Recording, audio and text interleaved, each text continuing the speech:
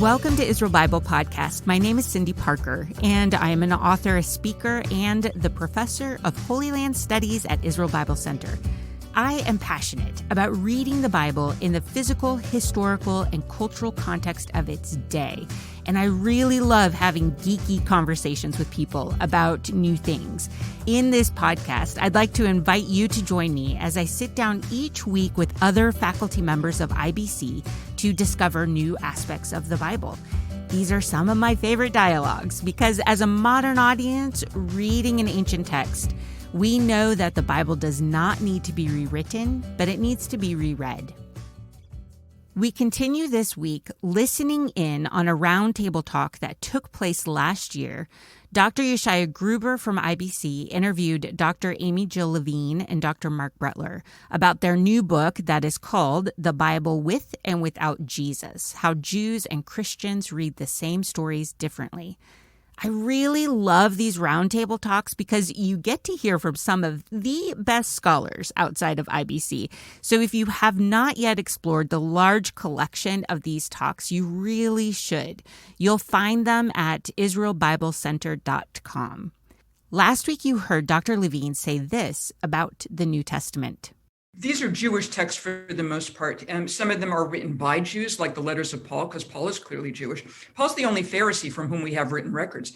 The Gospels talk about major Jewish figures like Jesus and Jesus' mother Mary and the Apostle Peter and so on. So if we Jews want to know more about our own history, the New Testament is actually one of our best sources, along with Josephus and Philo and the Dead Sea Scrolls and so on, for understanding first century Jewish history. If I want to know about women in the Galilee, the New Testament is in fact one of my best sources. So we should be able to agree that the Tanakh, or Old Testament, is fundamentally significant for Jews, and it also should be for Christians, and that the New Testament is fundamentally significant for Christians, but it should also be for Jews. But what about rabbinic material? I wanted to find out Dr. Shazer's perspective because his PhD was on reading Matthew and rabbinic material together. So what is his take on rabbinic material? And my guess is that if you're an IBC student, his opinion will not surprise you. Although his rock star status might. Just wait for it. I got interested in rabbinic literature fairly early on. I can give you a little bit of my actual religious background here. I grew up Catholic, Irish. My mother is completely Irish on her side, 100%. And so Irish Catholic, right? Like kind of no matter what you do in your life, you're always Irish Catholic, regardless of what's bobbling around in your head. It definitely has an ethnic component to it. And in that way, it's not unlike, Judaism, right? Both in ethnicity and religious belief or religious thought. So, and then I started attending, when I was around in high school, a non-denominational church, and the pastor there actually married my wife and me. And so I had still a good, strong relationship with him in that church. And so I kind of had a foot in both camps, right, between Catholicism and Protestantism. And I never renounced my Catholicism. Again, when you're Irish Catholic, it's impossible, right? So, and I never necessarily identified as Protestant either. So I was always kind of sort of this strange intermundia, I never identified necessarily with a denomination or a Christian tradition. Honestly, it's in retrospect, it was really important for me that it cashed out the way that it did, because it's given me a lot of comfort living in both Christian denominational worlds. And then I got just deeply obsessed with the Old Testament, with the Hebrew Bible. This is after college. I read it several times and then realized I should probably learn the original language. So I just got a book on Amazon, a Hebrew grammar book, and I just learned it. On your own? Yeah, yep. I knew that I needed to understand the text of the Hebrew Bible better. And I just wanted to know what other people thought. And I thought, I don't know, who knows better than rabbis? You know what I mean?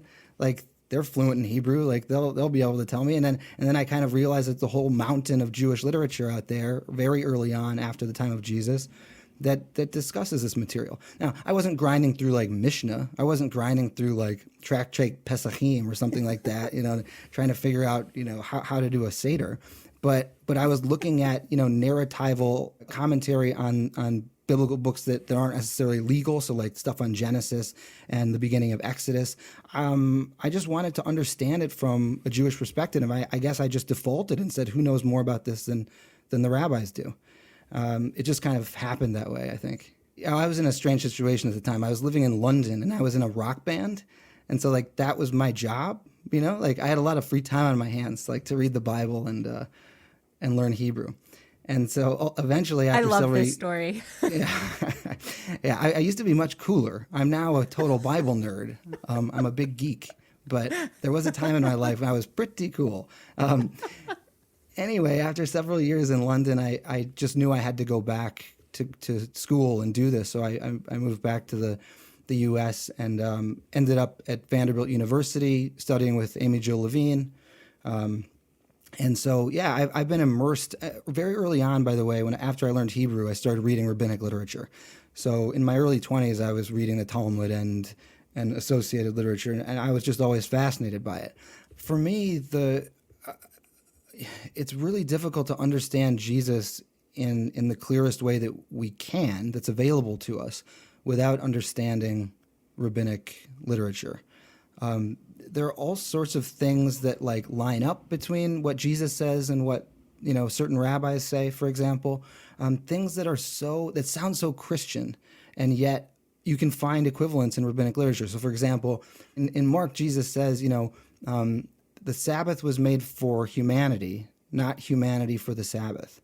Right? So like that sounds so Christian. Like, I remember growing up and hearing that phrase over and over and over. Well, Jesus says that's a Christian term. But you can go into rabbinic literature a couple centuries after Jesus in a text called Mechilta de Rabbi Ishmael, and there's a similar discussion. And the conclusion of the discussion is the Sabbath was made for you, not you for the Sabbath. It's the exact same phrase. And I don't think that the rabbis were reading the New Testament in the 2nd and 3rd centuries. The point is that Jesus is pulling from a common Judaic well of exegesis and understanding of Scripture. I find this all interesting because it influences the matters of interpretation. How do we interpret the ancient text? What language or translations are we using? What traditions do we bring with us to the conversation that end up influencing how we interpret the text?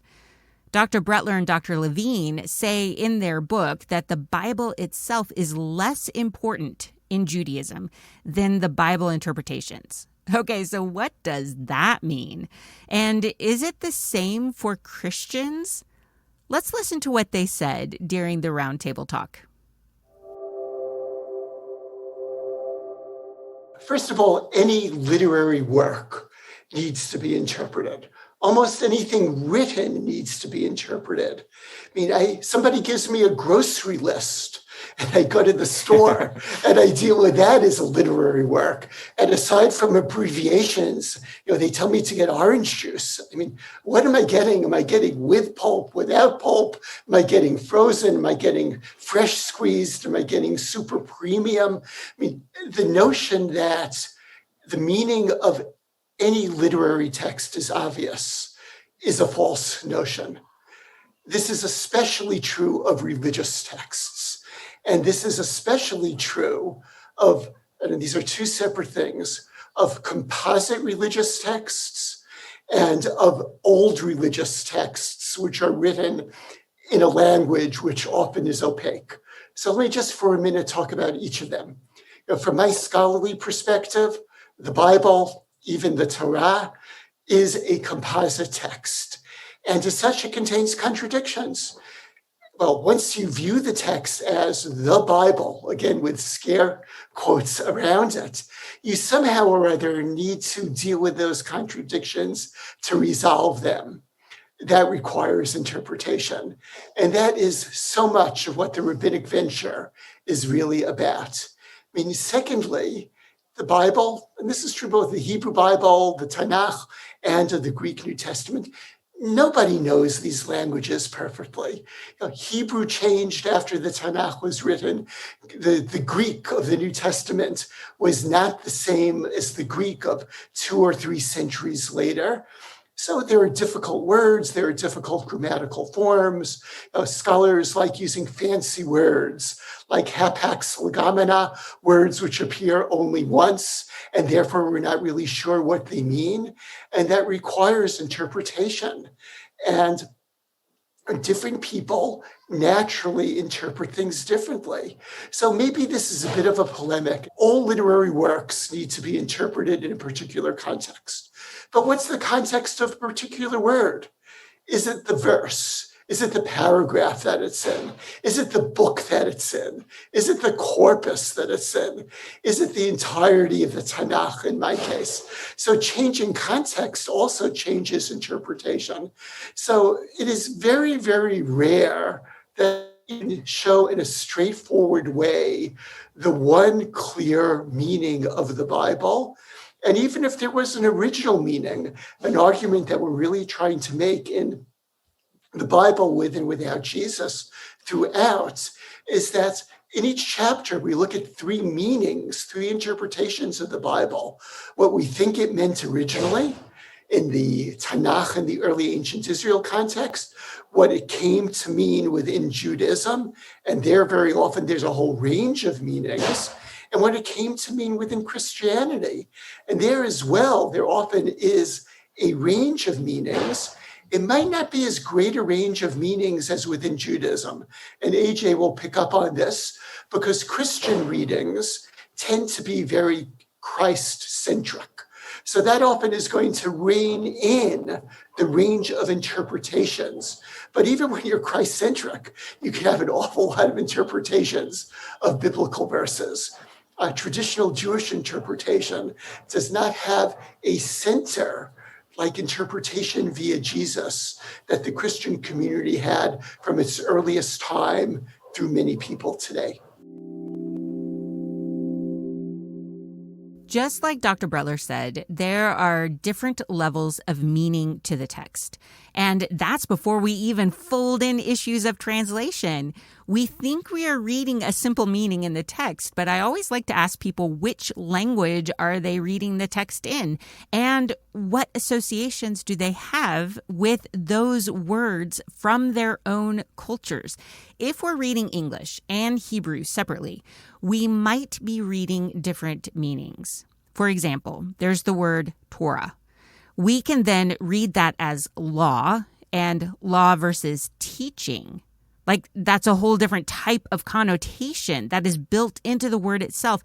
So even though we're reading the same word, Torah, someone could be thinking law, legalism, oppression, I hate this.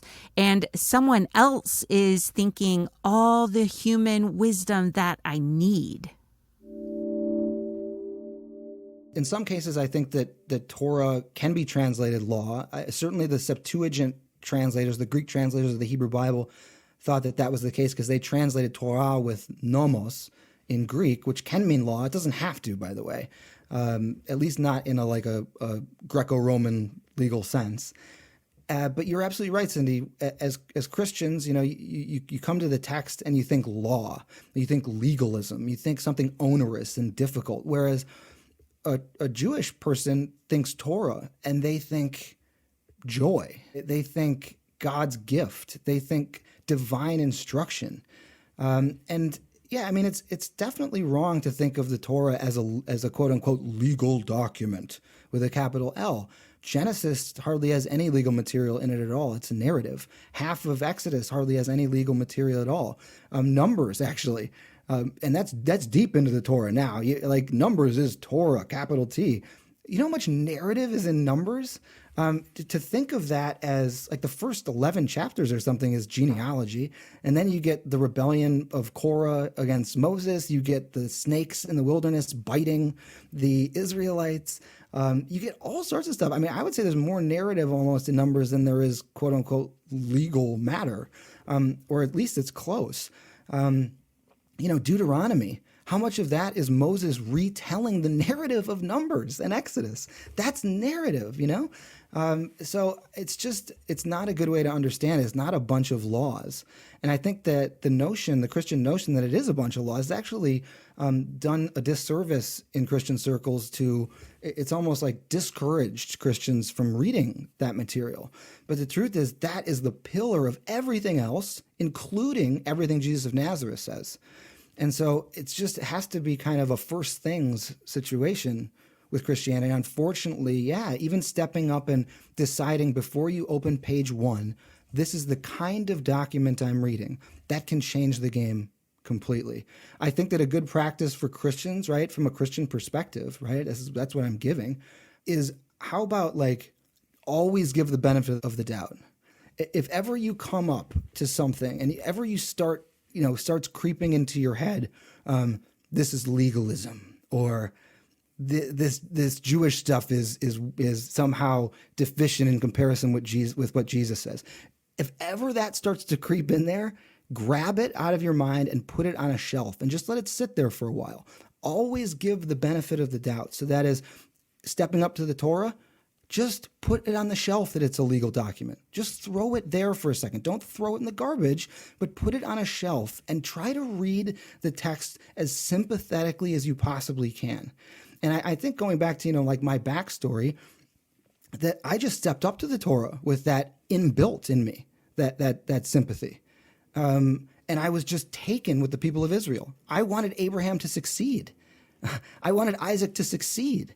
I wanted Jacob to succeed, even though Jacob's, a little dicey and Joseph's kind of a punk or whatever. Moses, I want him out of Egypt. I want the Torah to be given to the people. I want the relationship between the God of Israel and the people of Israel to blossom. So at no point, actually, because I just didn't come at it that way. When I really started getting into the Bible, I came by way of the Torah. I came by way of the Old Testament and read it multiple times before even stepping up to the New Testament. In fact, I'd read all that rabbinic stuff before the New Testament. So by the time I get to Jesus, Jesus just becomes a very different entity than the Jesus on the cross in the Catholic elementary school I went to, right? Now it's a Judaic individual, right? And so I just think that I think it would be helpful for Jewish-Christian relations, at least from the Christian perspective, if Christians would kind of step up and, again, let that wave of the Torah just kind of do its work on them. And if you've got questions, right, if something seems weird, and it will, don't worry, Leviticus is strange, in places. But again, just have it. Get to Leviticus chapter 13 and skin ailments. This is starting to sound weird. Okay, grab it, put it on a shelf, take a deep breath, and just be nice for a while. I just feel like if that was the posture of Christian readers, we would get a lot further in Jewish-Christian dialogue. So every bit of literature, including ancient sacred literature, has to be translated. But language matters. Associated cultural meaning of the word in the mind of the modern audience matters. And then Dr. Levine brought up a fascinating point that is common among all of her Christian students as they think about being ministers in their local church. The text has to have some sort of harmony because otherwise people won't have a common core of belief system. So that's where the creeds come in, and the creeds wind up harmonizing the various texts. And that's how you can have your average Christmas pageant, which will have the Magi over here and the shepherds over here. They're in different gospels. That's not the same story. And then you can add on stuff like, the littlest angel and Amal and the night visitors and a polar bear and Santa Claus. So stuff gets added on. That's fine. And is it divine? Absolutely, because it's the revelatory text given through human hands, to be sure. But nevertheless, from the church's perspective, the book, you don't worship the book. That would be bibliolatry. That would be bad. But the book is pointing to the divine. So it's like a prayer tool that gets you there. So if I'm reading as an historian, none of this stuff works. If I'm reading as somebody who's trying to train a minister, I have to acknowledge all four of them. And then you alternate between what do I think the text meant historically, to what has the text meant over the centuries, to what does the text mean to you today in your current subject position. Because of the way Protestantism began with the idea of sola scriptura, Protestants have told themselves that the history of interpretation does not matter or is not nearly as significant as the biblical text itself. But that is repeated with little knowledge of how significant the interpreters or the commentators or the scholars of your community actually are. Dr. Levine mentioned the Christian urge to harmonize stories that are different, and that's where the creeds come in. Well, I think we should talk about that next week. There are so many more nuances in this conversation, and if you prefer to listen to the whole interview, you have full access to the whole collection of Roundtable Talks if you are a current student or when you decide to sign up for Israel Bible Center's certificate program in Jewish context and culture. Find us on the web at israelbiblecenter.com or click on the link in the notes at the bottom of this episode. It will only take you 3 minutes to enroll in the program. Thank you, Jeremy McDonald with Mason Jar Music, for mixing, editing, and crafting all the good sounds you hear. And thank you for being curious about the world of the Bible.